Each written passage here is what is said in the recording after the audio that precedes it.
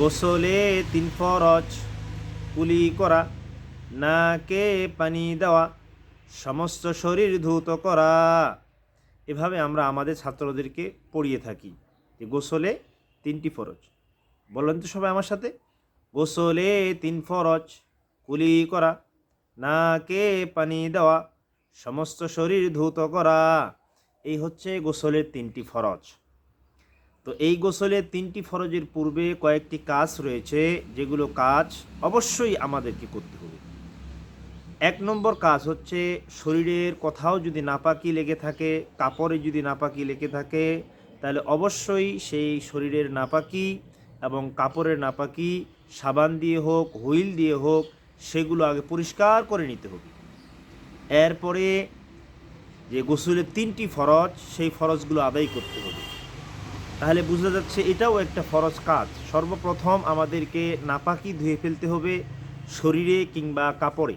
যদি কাপড়ে লাগে তাহলে সেটাকে ধুয়ে ফেলতে হবে, শরীরে লাগলে সেটাও সাবান দিয়ে, হুইল দিয়ে ধুয়ে ফেলতে হবে।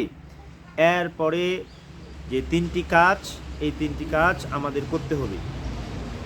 আর যদি আমরা নাপাকি না ধুয়েই কাপড়ের মধ্যে নাপাকি লেগে থাকে, শরীরের মধ্যে নাপাকি লেগে থাকে, আর আমরা এই 3টি কাজ করে গোসল করে ফেলি, এরপরে গোসলের পরে আবার ওই নাপাকি কাপড়গুলো আমাদের হাত দিয়ে ধুই, আমাদের শরীরে লাগবে এবং পানির মধ্যে ছড়িয়ে পড়বে। এই জন্য অবশ্যই গোসলটি শুদ্ধ হবে না। অবশ্যই আমাদেরকে সর্বপ্রথম আমাদের শরীরের নাপাকি যেই জায়গায় লাগবে এবং কাপড়ে যেই জায়গায় নাপাকি লাগবে সেটা আমাদেরকে ধুয়ে ফেলতে হবে।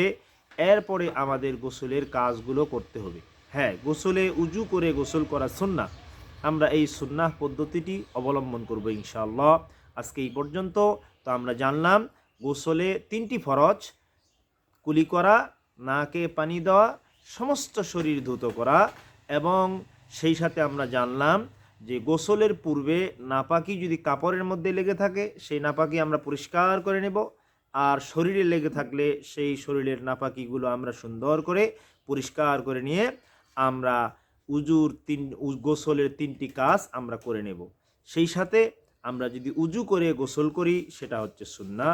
আমরা সবাই চেষ্টা করব উজু করার পরে গোসল করা। আল্লাহ পাক রব্বুল আলামিন গোসলের এই বিধানগুলো আমাদের প্রত্যেককেই মানার তৌফিক এনায়েত করুক। আসসালামু আলাইকুম ওয়া রাহমাতুল্লাহি ওয়া বারাকাতুহু।